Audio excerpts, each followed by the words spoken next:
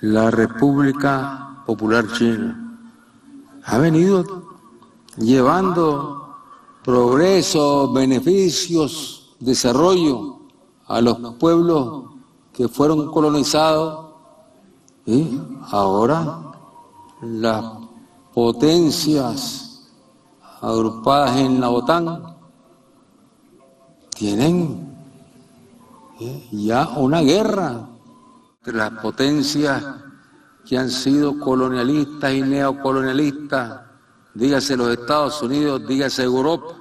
Esos no han dejado de ser colonialistas, siguen siendo neocolonialistas, no han dejado de ser criminales, siguen siendo asesinos. Western governments have invested a lot of resources in trying to convince the world that China and Russia are evil.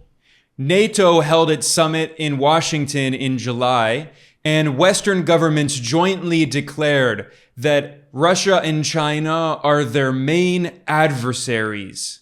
The US government has dedicated hundreds of millions of dollars funding media outlets in order to counter China and also Russia. And this is just the public information we know about. There's also all of the covert activities that the US has engaged in, spreading disinformation to try to demonize China and Russia. However, despite the fact that the US does have a lot of soft power in the world and does control a lot of media outlets and uses movies and Hollywood to portray itself positively, despite all of that, the US is increasingly unpopular in the global south, and a poll recently by a US polling firm found that on the African continent, China has overtaken the US. China is now more popular than the US. The same thing is happening in Asia. The US claims that China is supposedly a threat to its neighbors in Asia, but that's not what the evidence shows. A think tank in Singapore published a study in April that asked people all across Southeast Asia how they felt about the global powers. One of the questions they asked was if ASEAN, that is the Association of Southeast Asian Nations, were forced to align itself with one of the strategic rivals, China or the US, which should it choose? And a majority of people said China. In some countries, like Indonesia, 73% said they prefer China. In Malaysia, 75% said they would prefer aligning with China. So clearly, in many parts of the global south, people do not see China and Russia the same way that they're portrayed in the West. And in fact, in some countries, China and Russia are seen very positively. And this is also the case in Latin America, a region of the world that the US has treated as its colonial so-called backyard for centuries, since the 1823 Monroe Doctrine, in which the United States essentially claimed that Latin America is our colonial sphere of influence. And the US has invaded and militarily occupied the majority of countries in Latin America. The CIA has backed coups that have overthrown democratically elected left-wing governments all across Latin America and installed brutal, violent, right-wing military dictatorships from the southern tip of South America all the way up to Central America and even Mexico. And in the Central American nation of Nicaragua, which has a revolutionary government led by the Sandinista Front, President Daniel Ortega has praised China and Russia for providing countries in the global south with an alternative to Western imperialism. According to the Nicaraguan president, China has helped Nicaragua and other countries develop and lift themselves out of poverty, providing them economic opportunities, unlike the Western imperialist countries that have invaded and militarily occupied and attacked countries in the global south. Here are some comments that President Ortega made on the 19th of July, honoring the 45th anniversary of the Sandinista Revolution. la República Popular China ha venido llevando progreso, beneficios, desarrollo a los pueblos que fueron colonizados y que luego se fueron independizando, pero que quedaron sometidos bajo la bota de los intereses de las potencias que los habían colonizado. Y la gente en la pobreza, la gente en la miseria, la gente pasando hambre, la gente en el analfabetismo, la mortalidad infantil en África, en Asia. La República Popular China ha venido desarrollando una política de llevar beneficios a los países en vías de desarrollo sin poner condición alguna. Y ahora las potencias agrupadas en la OTAN tienen ya una guerra que está en su fase de preparar a su propio pueblo para lo que ellos llaman una amenaza, que Rusia y China son una amenaza. Luego están los BRICS y está la India y dicen que son una amenaza. Es decir, todo lo que es encuentro de naciones, de países, donde se respeta la soberanía y donde se logran acuerdos para lograr mejores condiciones para sus pueblos, eso lo ven como una amenaza, porque los imperialistas están acostumbrados a ocupar por la fuerza y luego dominar y asesinar. Now, one of the common talking points used by Western governments to try to demonize China is they claim that Beijing supposedly traps poor countries in the global south in debt. They refer to this as the supposed Chinese debt trap. But this has been debunked even by mainstream scholars in the US, like Professor Deborah Browdingham at the elite Johns Hopkins University. She published research and an article even in the establishment mouthpiece, The Atlantic magazine, the voice of NATO. She published an article titled, quote, "The Chinese debt trap is a myth. The narrative wrongly portrays both Beijing and the developing countries it deals with."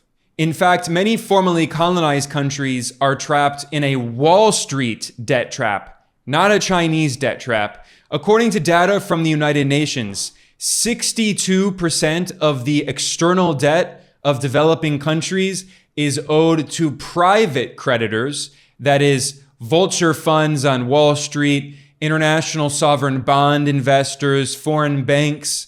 And in some regions of the world, like Latin America, 74%, roughly 3/4 of their foreign debt is owed to private creditors, foreign investors. And again, they're largely on Wall Street or the City of London.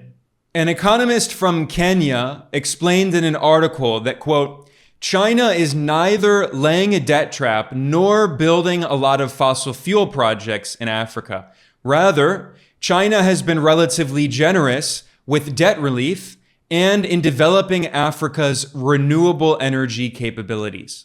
He explained that Africa's debt has been mostly funded by a growing pool of private creditors, not China. So that is, again, foreign investors, especially on Wall Street. He noted that in the past 20 years, African governments have replaced low-cost, long-term multilateral debt with higher-cost private funds. And his chart shows that only a small percentage of Africa's overall debt is owed to China. Again, according to the data from the UN, 44% of Africa's external debt is owed to private creditors, only 23% is owed to bilateral creditors, and China only represents a portion of that 23%. So a small minority of Africa's debt is owed to China. And in fact, China has often been very willing to renegotiate debt and even forgive debt. In 2022, China forgave 23 loans for 17 African countries.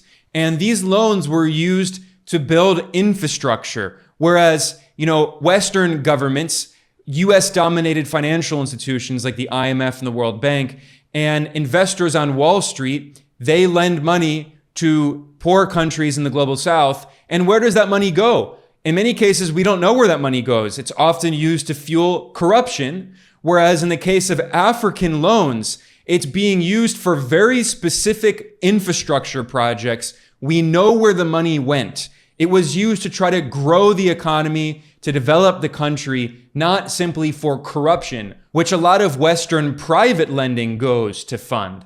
So it's very easy to explain why China is now more popular than the US in Africa.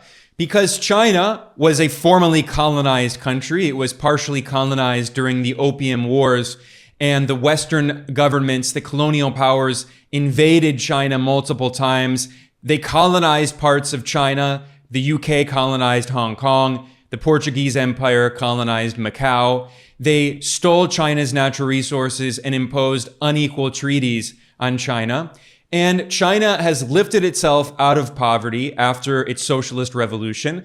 And today, China is working with other countries in the global South in what it refers to as win-win cooperation to help develop them and develop itself so they can both lift their people out of poverty. And this is why it is often said by African officials that every time a Chinese official visits Africa, they get a bridge, they get a road, they get a hospital. Whereas every time a Western government official visits Africa, they get a lecture. Countries in the global South are tired of being lectured by the colonial powers, by the rich imperialist countries who colonized them and who stole their natural resources in order to become rich.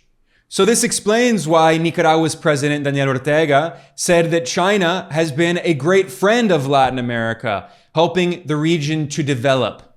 China has also been pursuing peace, while the US constantly pushes for war around the world. In fact, this July, China helped to broker a historic agreement between the various Palestinian factions to create a government of national unity, after for decades, the US and Israel have been trying to divide the Palestinian people, pursuing the age-old colonial tactic of divide and conquer. And in 2023, China also helped to broker an agreement between Saudi Arabia and Iran, another historic peace agreement after the US had been pressuring Saudi Arabia for many years to wage a proxy war against Iran, to destabilize not only Iran's government, but to destabilize the entire region of West Asia, or the so-called Middle East. So more and more, we see that China and other countries in the global South are forming a political bloc to resist the meddling and aggression of the Western imperialist countries. And Russia is also part of this bloc. On the anniversary of the Sandinista Revolution on the 19th of July, some of the countries that were invited to honor the anniversary of the revolution were Algeria, Belarus, Burkina Faso, China, Cuba, Honduras, Iran, Palestine, Russia, South Africa, Venezuela, Vietnam, and Zimbabwe. These countries represent a kind of global axis of resistance opposing Western imperialism and neocolonialism. And in the speeches that they gave at this anniversary, they condemned Western imperialism and neocolonialism. They used those words. They say that our enemy is Western imperialism. And there is also, of course, a lot of overlap with the BRICS bloc.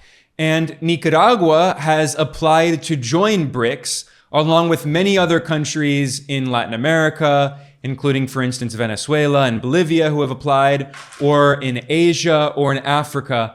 Many countries have applied to join BRICS. These countries are also part of a bloc at the UN, which is called the Group of Friends in Defense of the Charter of the United Nations.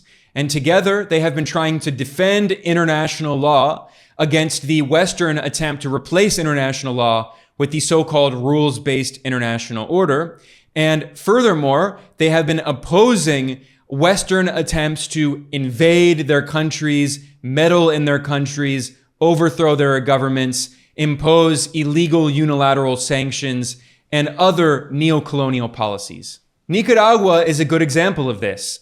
The US has invaded Nicaragua 3 times, and the US installed a brutal right-wing dictatorship run by the military dictator Somoza and his son. It was a family dictatorship, a dynasty run by the Somozas. And in 1979, the revolutionary socialist Sandinista Front overthrew this US-backed puppet dictatorship and created a new independent sovereign government. And immediately after, the CIA-backed Contra extremist far-right paramilitary groups that used extreme violence and terror to try to overthrow the popular Sandinista government. And in his speech on the anniversary of the Sandinista Revolution, President Ortega, who is the leader of the Sandinista Revolution, he explained how after the Nicaraguan people overthrew a US puppet dictatorship, the former Soviet Union and Russia today have been some of Nicaragua's greatest friends in helping the country to defend its sovereignty against US neocolonialism. President Ortega explained that the Sandinistas have been dedicated to trying to lift their people out of poverty, providing well-being, work, schools, hospitals, roads, housing, transportation. He noted that one of the first things that the Sandinistas did is they launched their war on illiteracy, fighting illiteracy and providing education to people in rural areas. He noted that another thing that they did was agrarian reform, land reform, providing land to the peasants, to small farmers, because they never had land, because the land was controlled by a bunch of rich capitalists who were descendants of the Spanish colonialists. President Ortega noted that immediately after the triumph of the Sandinista Revolution, the government immediately started building schools and hospitals, and they started building a hydroelectric plant. And he noted that after the victory of the revolution, there were specialists and engineers that came from a nation. And he said, quote, immediately after the triumph of the revolution, they gave a hand to Nicaragua, the Soviet Union. He said the USSR was one of the greatest friends of Nicaragua. The Soviets sent tractors and machines for agriculture and construction. He said not only Russia, but also Belarus, for instance. They provided machines for building roads. And he said that they sent experts to do scientific studies in order to create a hydroelectric plant. But what happened? He said, then came the barbarism. And what was the barbarism? It was the United States. The US empire represents barbarism. He said the imperialists organized a war against the revolution, overseen by US President Ronald Reagan, who created manuals teaching the Contras, these far-right extremist death squads, teaching them how to terrorize the population, to destroy civilian infrastructure, to burn down schools and hospitals. And 50,000 Nicaraguans lost their lives in this US terror war against Nicaragua. He said the US launched this war. They killed teachers. They killed doctors and nurses. They destroyed public hospitals. They destroyed schools.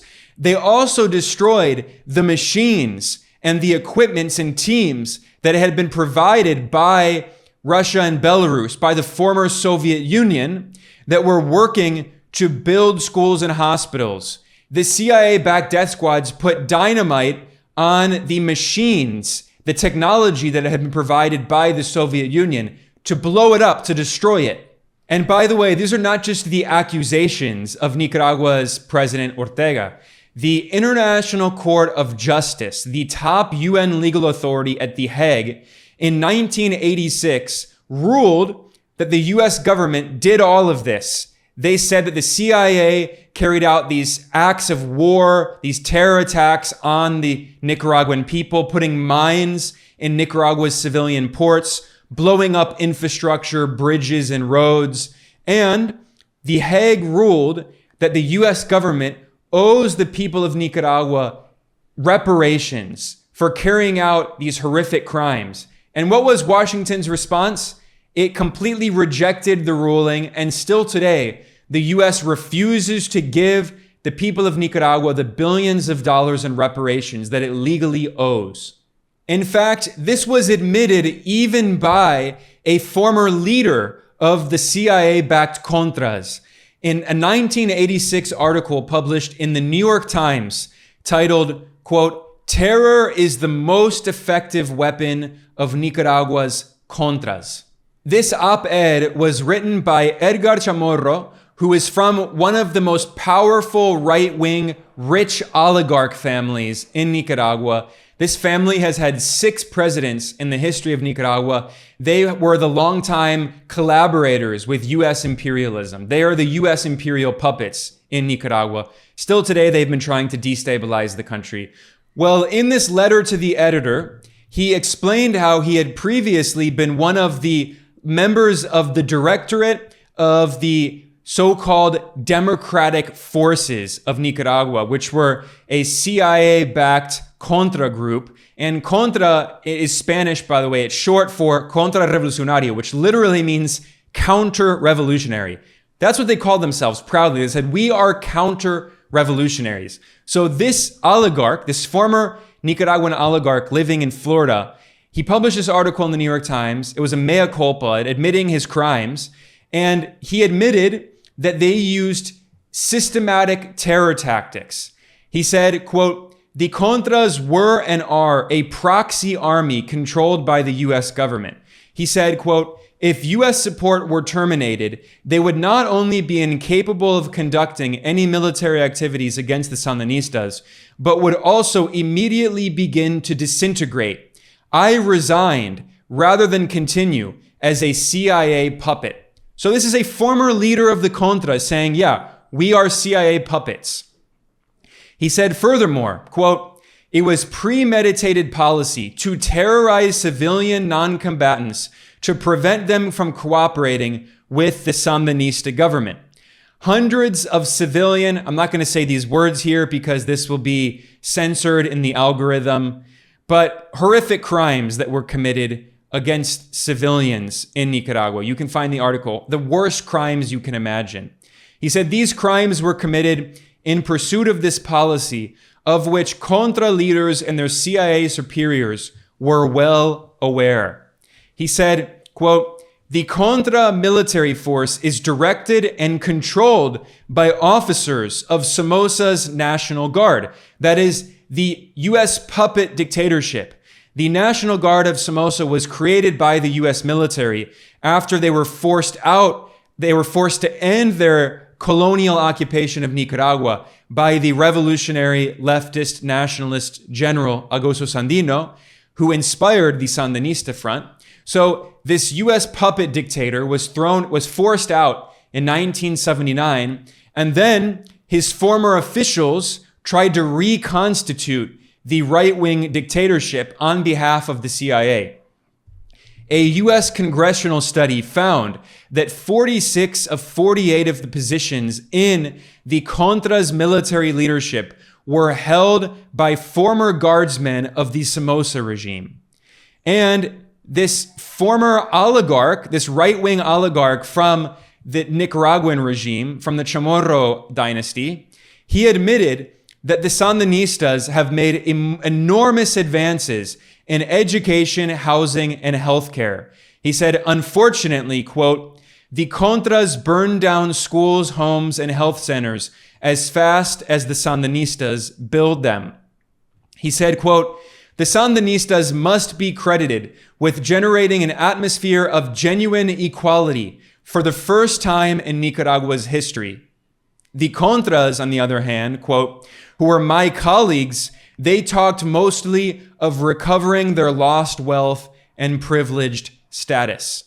This is what a former Contra leader wrote in the New York Times in 1985-1986. So this is what the US and the Western imperial powers represent for Nicaragua, for Latin America, for the people of the global South. They represent war. They represent colonialism. They represent exploitation. They represent slavery. And as President Ortega said, China and the former Soviet Union and Russia today have instead helped countries in the global South resist Western imperialism and neocolonialism and try to develop and lift themselves out of poverty.